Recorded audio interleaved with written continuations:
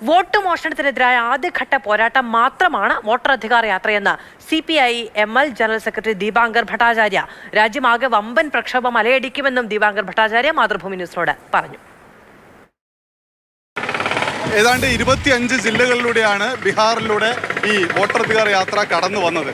നമ്മളിപ്പോൾ ഈ ഗാന്ധി മൈതാനിയിൽ കാണുന്ന കാഴ്ച, ആയിരക്കണക്കിന് പേർ ഗാന്ധി മൈതാനിയിലേക്ക് വന്നുകൊണ്ടിരിക്കുകയാണ്. കോൺഗ്രസിൻ്റെ മാത്രം പ്രവർത്തകരല്ല, RJDയുടെയും CPIയുടെയും CPI-MLൻ്റെയും CPM-ൻ്റെയും വികാസ്ശീൽ ഇൻസാഫ് പാർട്ടിയുടെയും ഉൾപ്പെടെയുള്ള നേതാക്കളും പ്രവർത്തകരും ഇവിടേക്ക് എത്തുന്നു.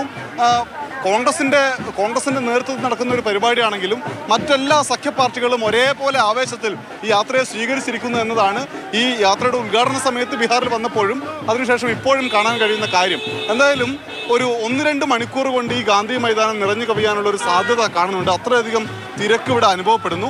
ഗാന്ധി മൈതാനിയിലേക്ക് CPI-MLൻ്റെ പ്രവർത്തകർ എത്തുന്നതിന്റെ കാഴ്ച നമുക്ക് കാണാം. ഇവിടെ ദേശീയ ജനറൽ സെക്രട്ടറി ഉൾപ്പെടെയുള്ള നേതാക്കളുണ്ട്. Good morning. How you see the mass?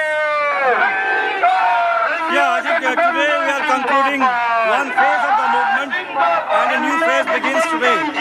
So as long as Bihar doesn't really succeed in curbing this theft of votes and dethrone the vote thieves from power, our movement will continue.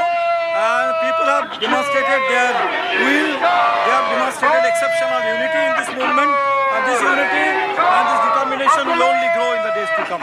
ഇപ്പോൾ നമുക്കറിയാൻ കഴിയുന്ന കാര്യം, CPI-Mൻ്റെ നേതൃത്വത്തിൽ, CPM general secretary MA ബേബിയുടെ നേതൃത്വത്തിൽ ഒരു ജാഥ, CPM പ്രവർത്തകരുടെ ജാഥ ഇവിടേക്ക് കടന്നു വരുന്നുണ്ട്. ഇങ്ങനെ പ്രവർത്തകരും നേതാക്കളുമെല്ലാം എത്തിക്കൊണ്ടിരിക്കുന്നു. 11:30 കൂടി രാഹുൽ ഗാന്ധിയും ഒപ്പം തന്നെ തേജസ്വി യാദവും ഉൾപ്പെടെയുള്ള നേതാക്കൾ ഗാന്ധി മൈതാനിലെത്തി ഗാന്ധി പ്രതിമയിൽ പുഷ്പാർച്ചന നടത്തും. അതിനുശേഷം അവർ കാൽനടയായി അംബേദ്കർ പ്രതിമയ്ക്ക് സമീപത്തേക്ക് നടന്നു നീങ്ങും. അത് കഴിഞ്ഞ് വീണ്ടും ഗാന്ധി മൈതാനിലെത്തിയാണ് സമാപന പൊതുസമ്മേളനത്തിൽ പ്രസംഗിക്കുക. അത് വോട്ട് മോഷണത്തിനെതിരായ വമ്പൻ പ്രതിഷേധങ്ങളുടെ പോരാട്ട പ്രഖ്യാപനത്തിൻ്റെ വേദിയായി മാറുമെന്നാണ് അറിയാൻ കഴിയുന്ന കാര്യം.